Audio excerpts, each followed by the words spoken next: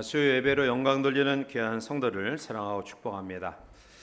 기온은 많이 올라갔지만 또 찬바람이 부니까 환절기 감기 조심하시기 바랍니다. 계속해서 우리가 빌립보서를 강의하면서 오늘은 복음에 합당한 삶이 과연 무엇인가 말씀 속에 또 함께 은혜를 나누고자 합니다. 우리나라 사람들이 유난히 잘하는 것이 세 가지가 있다고 합니다. 하나는 우리나라 사람들은 싸움을 잘한다고 합니다. 그래서 길거리나 시장이나 소리가 높은 그러한 사람들이 유독 많아 보입니다. 두 번째는 우리나라 사람들은 속이기를 잘한다고 합니다. 그래서 가짜가 진짜같이 이렇게 횡행하는 그런 모습들을 봅니다. 세 번째, 우리나라 사람들은 앞에 두 가지는 별로 안 좋은데 세 번째는 예수님을 참 잘 믿는다고 합니다. 사실 세계 기독교 선거 역사상 이 한국처럼 우리나라처럼 단기간 내에 교회가 부흥된 그런 나라가 별로 없습니다. 미국 다음으로 선교사를 가장 많이 파송하는 정말 선교 대국으로 세워졌는데요. 자, 이 세 가지를 잘 우리가 또 종합해서 이야기하면 한국 사람들은 예수님을 참 잘 믿지만 싸움도 잘하고 잘 속인다. 이렇게 종합적으로 이야기할 수 있습니다. 이것이 문제라는 거예요. 다시 말하면 믿음과 우리의 삶이 일치되지 못한다라는 거예요. 이것이 안타까운 그런 우리의 문제입니다.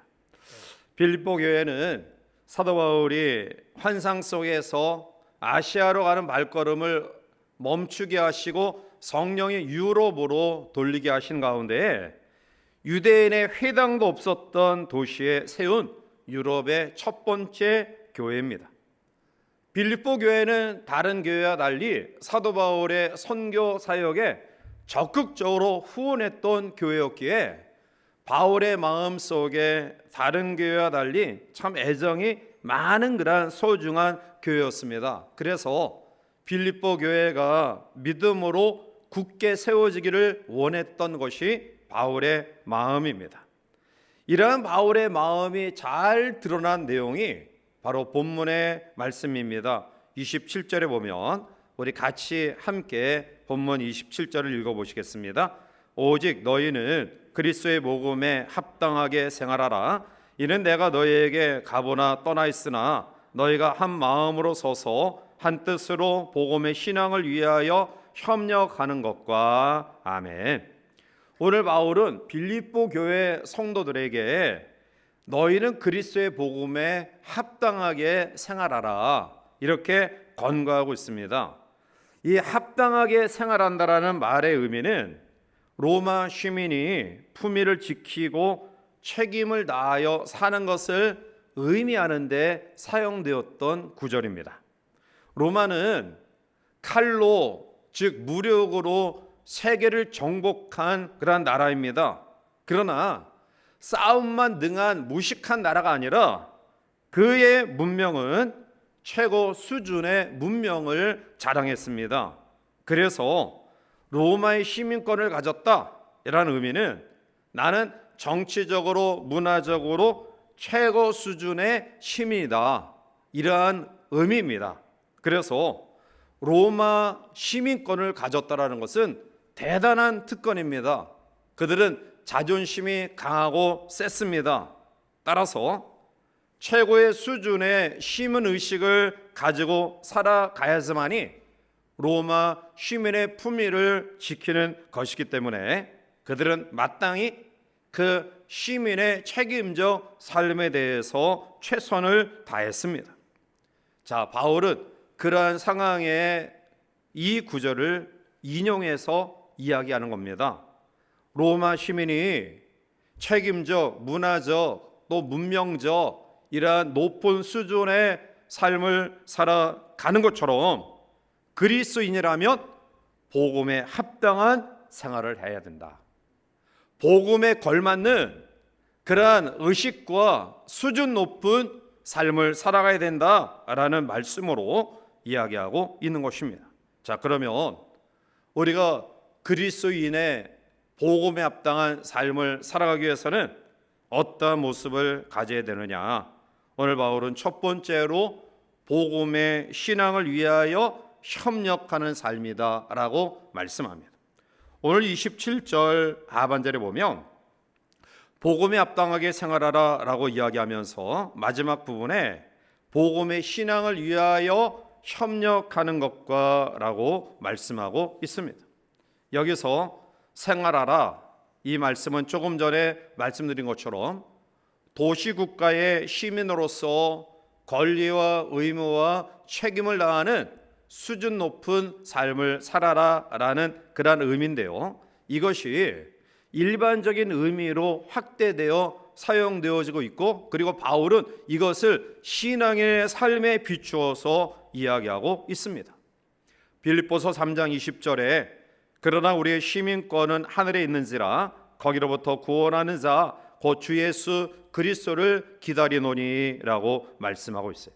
즉 사도 바울은 도시국가의 삶을 인용하면서 그렇게 생활하는 것이 수준 높은 시민의 삶이다라고 이야기하면서 이것을 하늘나라의 시민권을 가진 성도의 삶에 비추어서 언급하고 있습니다. 우리는 비록 이 땅에 살아가고 있지만 이 땅에만 속한 사람은 아니다라는 겁니다. 우리는 천국 백성이며 하늘나라의 족속이라는 것입니다. 그래서 바울은 빌립보 성도들에게 로마 시민의 삶을 살아가기 전에 하늘 시민의 삶을 살아감이 마땅하다. 그래서 복음에 합당하게 생활해야 된다. 자, 이 합당하다라는 악시오스라는 말은 무엇에 걸맞다라는 뜻이에요. 다시 말씀드리면 거룩한 존재나 일에 걸맞게 합당하게 살아라라는 그런 의미입니다. 그래서 바울은 빌립보 교인들에게 복음에 합당하게 살 것을 이야기합니다. 자, 그러면 복음에 합당한 존재로 살아간다는 것이 어떠한 삶일까요? 조금 전에 말씀드렸듯이 복음에 합당하게 생활하라라고 권면하면서 오늘 27절 그 다음에 보면 우리에게 한 마음 한 뜻으로 협력하라라고 말씀하고 있어요. 다시 말씀드리면 한 마음 한 뜻으로 협력하는 것이 복음에 합당한 삶이다라는 거예요. 이것은 사도 바울이 그의 서신서에서 아주 즐겨 반복해서 교회에게 권면했던 말씀이에요. 한 마음과 한 뜻으로 협력하는 것이 그게 하나님 나라 백성된 성도의 합당한 마땅히 생활해 나가는 삶이다라는 거예요. 교회는 그리스도의 몸을 이루는 공동체예요. 물론 여러 사람이 한 몸을 이룬다는 것은 쉽지 않습니다. 그러나 교회는 그럼에도 불구하고 하나 되어야 되고요, 하나 될 수 있습니다. 왜냐하면 교회는 복음의 신앙으로 모인 공동체이기 때문에 그렇습니다. 복음의 신앙은 그 어떠한 것보다 뛰어나고 우월합니다. 따라서 아무리 의견이 다르고 성향이 달라도 복음을 위하여 협력해야 된다라는 대전제 아래 모든 것은 사소하고 상대적일 수밖에 없는 것입니다. 우리가 밥을 먹는데 젓가락으로 먹을 것인가, 포크로 먹을 것인가, 숟가락으로 먹을 것인가, 이것은 조금 불편하더라도 자기가 익숙한 그러한 도구를 사용해서 먹으면 돼요. 그런데 이것이 의견이 일치가 되지 않아서 밥상머리 앞에서 서로 싸워서 밥을 못 먹게 되면 이처럼 어리석은 일이 어디 있느냐라는 거예요. 우리의 생각과 의견이 좀 다를 수 있어요. 그런데 그것 때문에 복음의 본질적인 모습을 잃어버리면 이처럼 어리석고 어처구니 없는 일이 어디 있느냐라는 거예요. 그런데 안타깝게 교회에서 가끔가다 이런 일이 일어난다라는 거예요. 뭘 먹으면 어때요? 오늘 우리의 주어진 삶 속에 복음의 신앙이라는 정말 위대하고 높은 가치 앞에 우리의 고집과 주장은 무릎을 꿇어야 될 줄 믿습니다. 이게 참된 교회의 모습이에요. 내 주장과 내 고집이 이루어지지 않았다고 해서 우리가 협력하는 가운데 있어서 또 불편하거나 그 일을 이루지 않으면 이것은 복음에 합당한 삶이 아니다. 하나님 나라의 시민권을 가진 사람의 모습이 아니다라는 거예요. 여기서 협력하다라는 말은 두 개의 단어가 결합된 말입니다. 하나는 함께라는 전치사와 또 하나는 경주한다라는 동사가 결합된 단어예요. 협력한다. 이것은 함께 경주한다. 즉 한 목표를 향해서 함께 달려가는 삶, 이게 협력의 삶이에요. 같은 목표를 가지고 그 같은 목표가 복음의 정신이에요. 그런데 이 사람은 우측으로 가려고 그러고 이 사람은 좌측으로 가려고 그러고 우리의 목표의 방향성이 잘못되어졌다고 한다면 이것은 협력이 아니라는 거죠. 죄를 감당하면서 세 가지 무서운 적이 있습니다. 하나는 자기 욕심이에요. 두 번째는 자기 열심과 자아도취예요. 세 번째 주의를 한다면서 우리가 주의해야 될 무서운 적은 교만한 자기 고집이에요. 자, 세 가지 공통점이 뭐냐? 자기라는 단어예요. 수많은 교회 공동체가 이 자기라는 이 것 때문에 어려움을 경험하고 있어요. 복음의 핵심은 십자가입니다. 십자가의 정신은 자기를 죽이는 삶이에요. 나를 죽이고 복음의 정신을 위해 한 목표를 향하여 함께 경주함이 필요한 줄 믿으시기 바랍니다. 자기를 지나치게 내세우는 것은 영혼의 무서운 독약이에요. 교만한 사람은 사람들로부터 결국 따돌림을 당하고요. 더욱더 무서운 것은 하나님께로부터 따돌림을 당한다라는 사실이에요. 잠언 16장 18절에 교만은 패망의 선봉이요 거만한 마음은 넘어짐의 앞잡이니라 말씀하고 있어요. 결국 협력을 잘하는 사람은 겸손한 사람이다라는 것입니다. 복음의 정신의 협력함이 하나님 나라의 시민권 된 복음에 합당한 삶임을 기억하시고요. 우리가 이러한 협력의 마음들을 가지고 생활해 나갈 수 있는 귀한 성도들 되시기를 주님의 이름으로 축복합니다. 두 번째로, 복음에 합당한 삶은 대적을 두려워하지 않는 삶이에요. 자, 28절 넘어가서 우리 함께 같이 읽어보시겠습니다. 무슨 일이든지 대적하는 자들 때문에 두려워하지 않은 이것이 그들에게는 멸망의 증거요 너에게는 구원의 증거니 이는 하나님께로부터 난 것이라. 아멘. 복음의 대적자들은 항상 교회와 성도를 핍박하기 위해 혈안이 되어 있어요.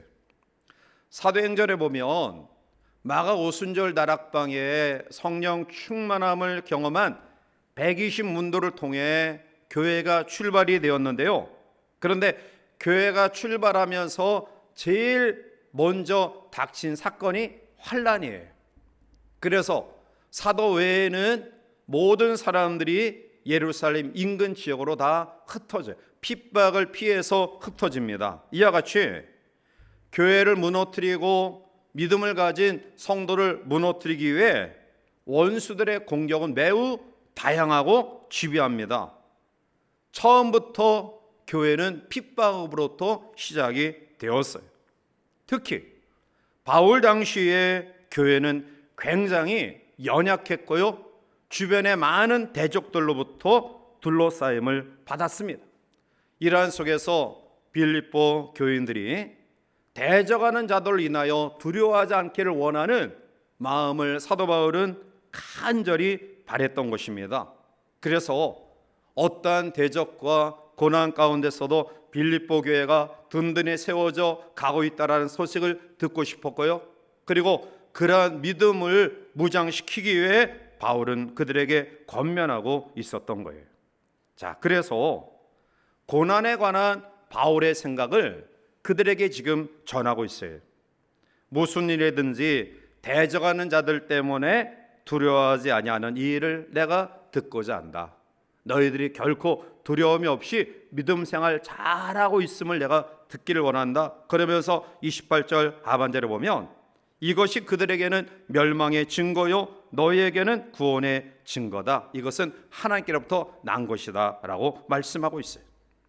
빌립보 교인들이 복음을 대적하는 자들로 인해서 두려워하지 않는 것은 바로 그 대적자들에게는 멸망의 증거며 그리고 그 고난을 당하는 자들에게는 구원의 증거다. 왜냐하면 이 모든 것이 하나님께로부터는 은혜이기 때문이다 라는 거예요. 하나님으로부터 그런 은혜를 받은 사람은 구원의 택하심을 받은 증거이고요. 그리고 이들을 대적하는 그들은 멸망에 처할 자임이 틀림없다라는 증거라는 말씀이에요.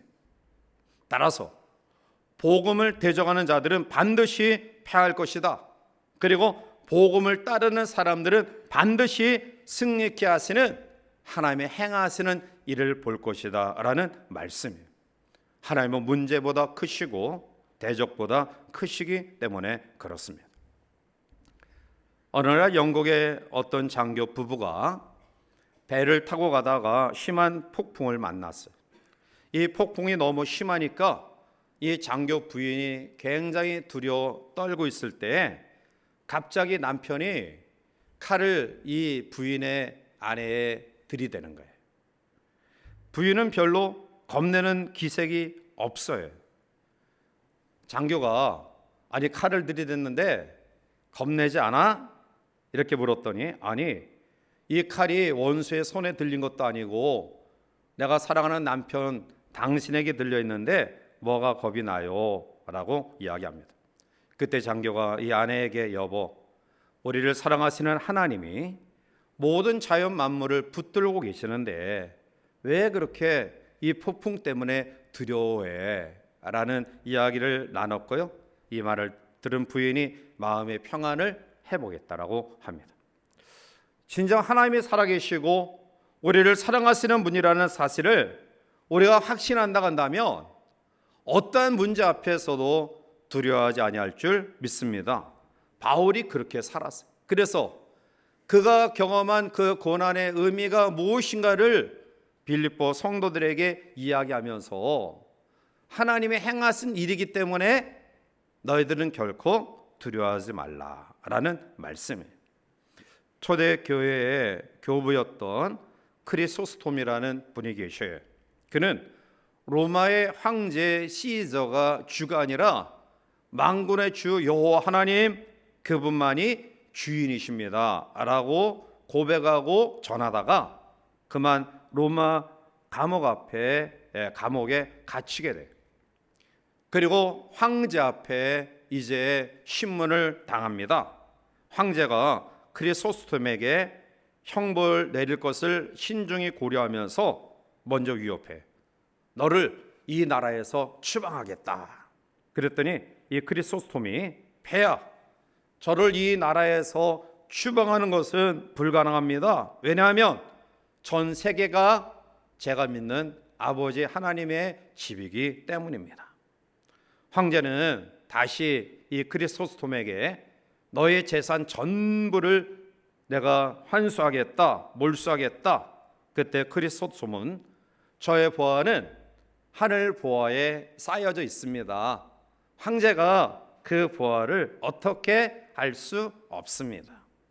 황제는 노예에서 너를 아주 어두컴컴한 지하 감옥에 가두어서 일체 사람들의 접촉을 금지시키겠다라고 위협하자 크리소스톰은 저에게는 저를 영원히 떠나지 아니하시는 나를 버리지 아니하시겠다고 약속하신 친구와 같은 하나님이 계십니다. 황제가 더 노해서 자네를 죽이겠다라고 협박합니다. 크리소스톰은 저는 죽음이 조금도 두렵지 않습니다. 저의 생명은 그리스도와 함께 감춰 있기 때문입니다. 크리소스톰은 황제, 칼날이 시퍼런 그런 황제의 위협 앞에서도 결코 굴하지 않을 알 수 있었던 이유는 바로 그의 마음속에 하나님이 계셨기 때문입니다. 조나단 에드워드는 그가 마지막 눈을 감을 때 이러한 말을 남겼어요. 하나님을 의지하라, 그리하면 결코 두렵지 않을 것이다. 세상이 두렵지 않은 이유는 하나님을 의지했기 때문입니다. 오늘 우리를 위협하고 우리를 두렵게 하는 요소들이 얼마나 많이 있습니까? 그러나 이러한 속에서도 우리가 두려워하지 않을 수 있는 이유는 혹시 우리의 육신의 삶에 약간의 것을 빼앗아가고 아픔을 준다 할지라도 영원한 생명의 근원이신 하나님이 우리에게 함께 하시고 또 그 영원한 생명을 빼앗을 수 없다라는 확신이, 그 믿음이 우리 가운데 있다고 한다면 우리는 결코 세상을 두려워하지 않을 수 있습니다. 바울은 복음에 합당한 삶이 뭐냐? 오늘 너희들이, 나도 그렇지만 로마의 핍박과 박해가 심한 거 안다. 오늘 믿음을 가진 성도를 위협하는 요소들이 너무나 많이 산재했음을 나도 잘 안다.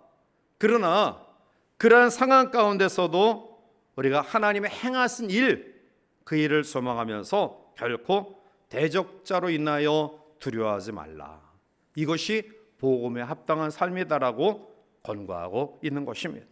오늘 이 밤 사랑하는 성도를 위협하고 우리를 두렵게 하고 우리를 염려케 하는 요소들이 무엇입니까? 그러한 속에서도 우리가 굴하지 말고 그보다 더 능하신 하나님, 그 하나님의 이로와 함께 하심과 그 능력을 힘입어 담대한 마음으로 우리의 모든 상황을 이겨나가는 성도를 되시기를 주님의 이름으로 간절히 축원해 드립니다. 마지막 세 번째로 오늘 바울을 통해 복음에 합당한 삶이 뭐냐?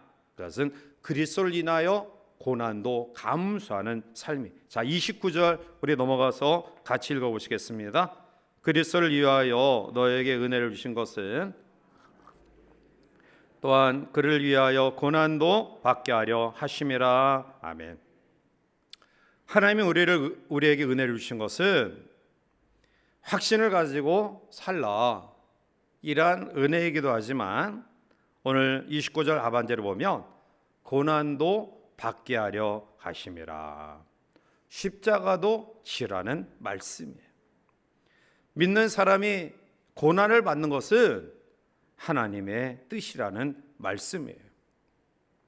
바울은 고난 가운데 있었던 빌립보 성도들에게 이 말씀으로 위로하며 권고하면서 그가 그 지역에서 당했던 고난을 생각하였어요. 사도행전 16장에 보면 우상이 횡행한 빌립보 도시에 바울이 복음을 전하면서 점치는 귀신 들린 여종을 고쳐주는 사건이 나와요. 그래서 이 일로 인하여 돈벌이를 하던 사람들의 이 모략으로 인하여 바울이 빌립보 옥중에 갇히게 되죠. 그런데 그 속에서 찬양하고 기도하는 가운데 착고가 풀어지고 옥문이 열리는 놀라운 기적이 일어나고요, 간수와 그 가족이 예수님을 영접하는 사건이 있습니다. 데살로니가전서 2장 2절에 보면 너희가 아는 바와 같이 우리가 먼저 빌립보에서 고난과 능력을 당하였으나 우리 하나님을 힘입어 많은 싸움 중에 하나님의 복음을 너희에게 전하였노라. 빌립보에서 고난과 그 많은 능력을 바울이 당했지만 그러나 하나님을 힘입어 그 모든 고난 가운데서도 복음을 너에게 전하고 그리고 그것이 세워졌다라고 말하고 있어요.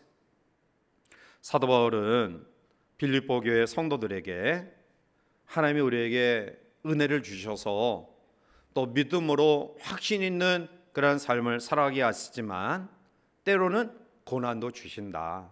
그러니 그 고난 때문에 너희들의 믿음이 흔들리지 않았으면 좋겠다라고 말씀하고 있는 거예요.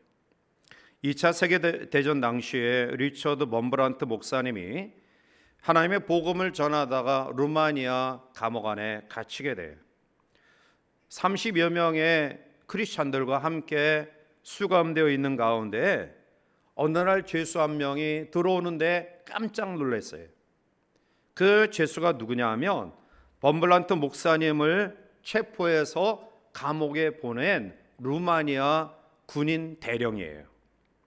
깜짝 놀라서, 아니, 당신이 예수 믿는 사람들이 수감된 이곳에 왜 들어왔습니까? 전혀 이해가 되지 않아서 물었더니 그가 개면쩍하면서 이렇게 이야기를 해. 예, 나는 과거에 선생님과 또 많은 크리스찬들을 감옥에 보낸 원흉입니다. 그러던 어느 날 한 소녀가 자기를 찾아와서 꽃 3송이를 주면서 대령님, 이 꽃을 받으세요 라고 말했습니다. 이 사람은 의아해서, 아니, 생면무지의 소녀가 왜 나에게 꽃을 주지? 왜 내게 꽃을 주는 거야? 라고 물었더니 이 소녀는, 예, 저는 엄마 생신 때마다 엄마에게 꽃을 드렸는데 제가 엄마에게 드리는 유일한 생일 선물이었는데, 그런데 대령님이 예수님을 믿는다고 우리 엄마를 감옥 안에 가두어서 엄마에게 꽃을 드릴 수 없어서 대령님에게 꽃을 드립니다.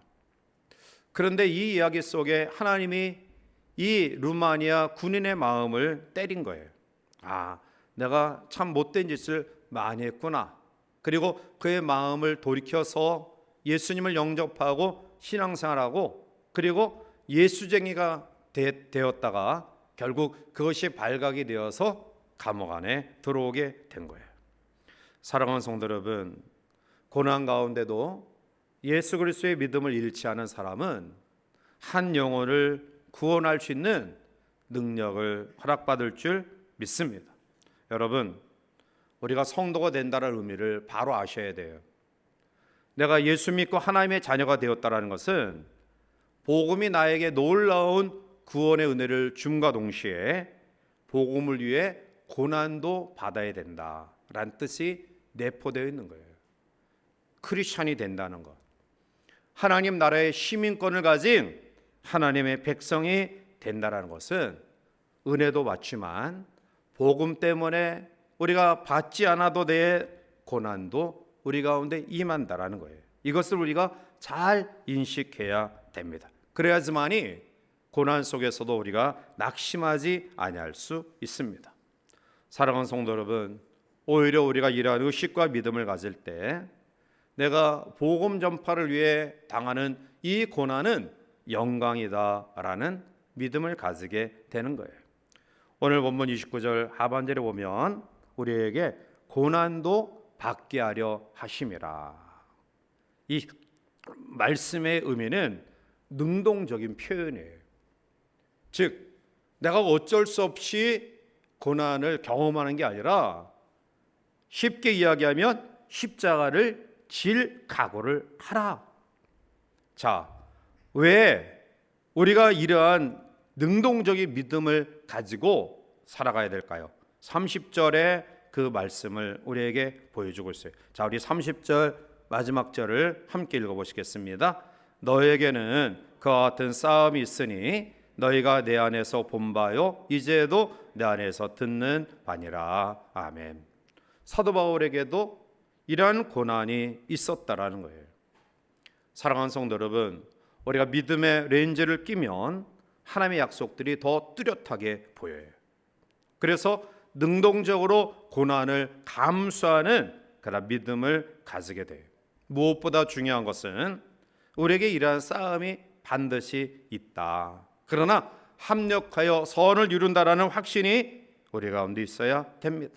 사랑하는 성도 여러분, 우리의 믿음은 고난 중에도 빛이 나야 될 줄 믿습니다.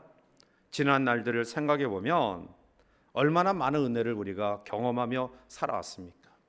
정말 우리가 즐겨 부르는 복음성가 가사 가운데 있듯이 내가 당연히 누린 모든 것들이 돌이켜보면 하나님의 은혜예요.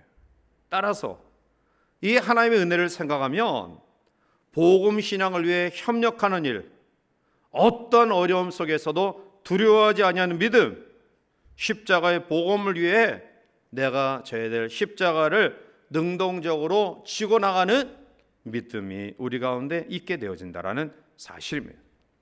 로마서 8장 18절에 생각하건대 현재의 고난은 장차 우리에게 나타날 영광과 비교할 수 없도다. 우리가 복음, 하나님의 영광, 신앙 때문에 경험하는 어려움을 이상하게 생각하지 마세요. 디모데후서 3장 12절에 무릇 그리스도 예수 안에서 경건하게 살고자 하는 자는 박해를 받으리라. 다르기 때문에 어려움을 당하는 겁니다. 믿지 않은 불신의 사람들과 같이 불의하고 부정하고 부패하면 어려움 당하지 않아요. 그러나 그들과 다르기 때문에 보물 가진 성도가 어려움을 당하는 거예요. 이러한 사실을 꼭 기억하고요. 우리가 복음 신앙을 유지해 나가는 삶에서 어려움이 있다 할지라도 결코 이상하게 생각하지 말고 이것은 장차 우리에게 나타날 영광과 비교할 수 없다. 이러한 적극적인 믿음으로 우리의 삶을 살아가시기를 주님의 이름으로 부탁을 드립니다. 이제 말씀을 맺습니다. 모든 사람들은 각기 나름대로 자기 기준을 가지고 살아가요. 어떤 사람은 정력에 의지해서, 어떤 사람은 헛된 교훈의 가르침에 따라서, 어떤 사람들은 세상이 만들어오는 관습과 풍습을 따라 살아가요. 물질에 대한 소유욕으로 인해서 그리고 이러한 것들을 과시하는 과시욕을 따라서 살아갑니다. 그런데 바울은 세상에 합당한 삶이 아닌 복음에 합당한 삶을 살아라 라고 권면하고 있습니다. 당시에 로마 시민권을 가진 것은 최고의 자부심을 가진 그런 근거가 됐어요.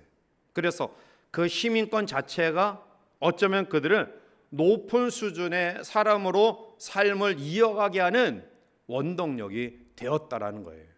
마찬가지로 복음에 합당하게 생활하라. 이것은 우리는 자연인이 아닌 세상에 속한, 세속에 속한, 육신에 속한 사람이 아니라 하나님의 나라의 시민권을 가진 하나님의 백성이라는 거예요. 그러면 거기에 걸맞는 삶을 살아가야 되지 않을까요? 복음에 합당한 삶이 무엇입니까? 한 마음 한 뜻으로 협력하는 삶이에요. 복음에 합당한 삶이 어떠한 삶입니까? 대적을 두려워하지 않는 삶이에요. 하나님이 부르신 불의에 합당한 삶이 무엇입니까? 내가 신앙생활에 나가다가 경험하는 영혼신의 여러 가지 고난, 이 고난을 우리가 두려워하지 말고 기꺼이 받는 믿음이에요. 이것이 바로 하나님 나라의 시민권을 가진 복음에 합당한 성도의 삶입니다. 오늘 이 밤 우리에게 주신 말씀을 다시 한번 깊이 기억하고 나는 하나님 나라의 시민권을 가진 하나님의 백성이다. 이러한 자부심을 가지고 바울이 빌립보 교인들에게 간곡하게 권면했던 이 말씀을 다시 한번 되새기면서 우리 모두도 이러한 믿음으로 무장하여 복음에 합당한 삶을 살아가는 하나님의 백성, 하나님 자녀 되시기를 주님의 이름으로 간절히 축원해 드립니다. 기도하시겠습니다.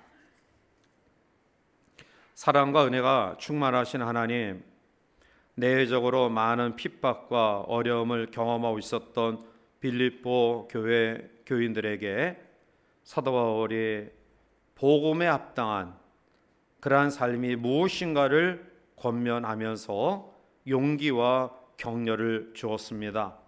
이것이 바로 오늘 우리에게 주시는 말씀의 권면임을 다시 한번 기억하고요.